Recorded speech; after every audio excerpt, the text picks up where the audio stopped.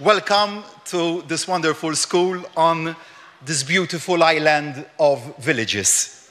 I can think of no more fitting occasion for the first ever visit to Gozo by a President of the European Commission.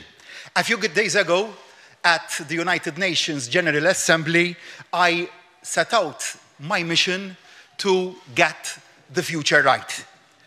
I spoke of how we need to take the right decisions to be on top of the challenges ahead, answering those challenges. This new school is indeed a concrete example of owning the future, of turning challenges into opportunities through leadership. When the pandemic hit us way back in 2020, Malta and Gozo were hit harder than most. When, with tourism at a standstill, our islands, which usually welcome so many tourists, were particularly impacted. That's why when President von der Leyen proposed the Recovery and Resilience Facility, Malta was engaged from the start. Because Malta shares with the President the deep belief that only by committing to fully embracing the coming green and digital transitions will we be able to truly build back better. So, I was delighted when the Commission agreed to Malta's plans, and even more delighted still when, on your last visit to our country, you had described Malta's recovery plan as one of the greenest which any member state had submitted.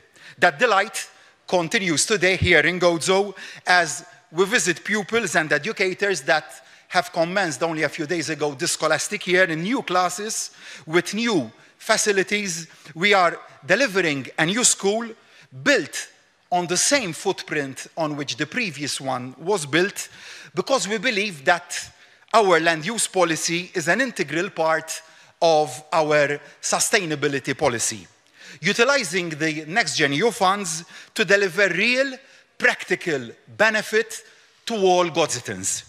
The figures are also very impressive. Overall, Malta is benefiting from more than €300 million to speed up our economic growth. Over half of that is supporting our climate objectives, and a quarter our digital transformation. But these fine-sounding gains only matter if they are translated into tangible projects on the ground across our communities. Projects that equip local people with the skills of the future, that use the green technology of the future and build our economic capacity for the future. Nadur School represents and symbolizes such a project. Utilizing over €6 million, €6.3 million of NextGenerationEU investment to deliver new facilities to enhance the education of the next generation of Gozitan students. Only by providing the best education to our pupils can we promote social mobility, which in turn creates more peaceful and equal societies. This project will have a new dance studio, a music room, a literacy room, and also an art studio, all built in a sustainable manner, utilizing the latest energy-efficient technology to deliver a carbon-neutral building. A win for pupils, a win also for the environment, a win for Gozo and Malta. I would here like to pay tribute to the roles of Education Minister Clifton Grima, Chris Bonett, Parliamentary Secretary responsible for European funds, and also Neville Young. Thank you, Neville, who is the Chief Officer of the Foundation for Tomorrow's Schools, for delivering such an amazing project in a timely manner. President, dear Ursula, I know you are aware of the dangers of isolation for the more remote parts of Europe. Like me, you agree that connectivity is key to ensuring that geography isn't a barrier to economic success. My government is fully determined that Gozo's location should be turned into a positive. Gozo will never be left behind and will never play second fiddle.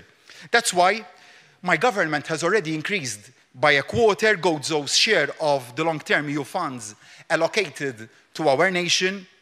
I say to all Gozitans, we shall ensure that Gozo will always get its fair share. To meet the green targets at the very heart of our recovery plan, that's why we've committed to making Gozo the first carbon neutral zone in our islands, delivering visible benefits and improving everyday life.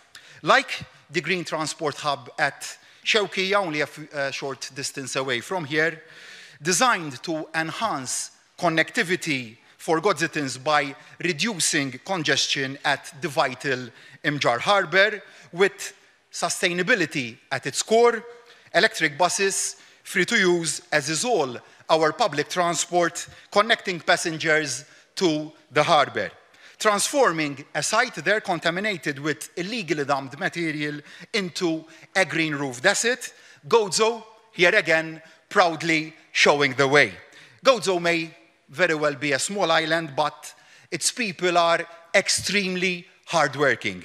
With Clint Camilleri as Minister for Gozo, Gozo enjoys an energetic champion in my government, focused on delivering where it matters to enhancing people's well-being and prosperity. Dear Ursula, thank you for finding the time to visit Gozo, and I am very proud to share with you these projects, observing the impact of our shared commitment to building green growth. It is that agenda of green growth, alongside other vital issues, such as migration, that will be central to the discussions and decisions at the Med9 meeting, which Malta will be hosting later on today. Malta and the EU, working together, delivering a difference, driving the change our islands need, addressing the challenges, getting our nation ready for tomorrow, in short, getting the future right. Thank you.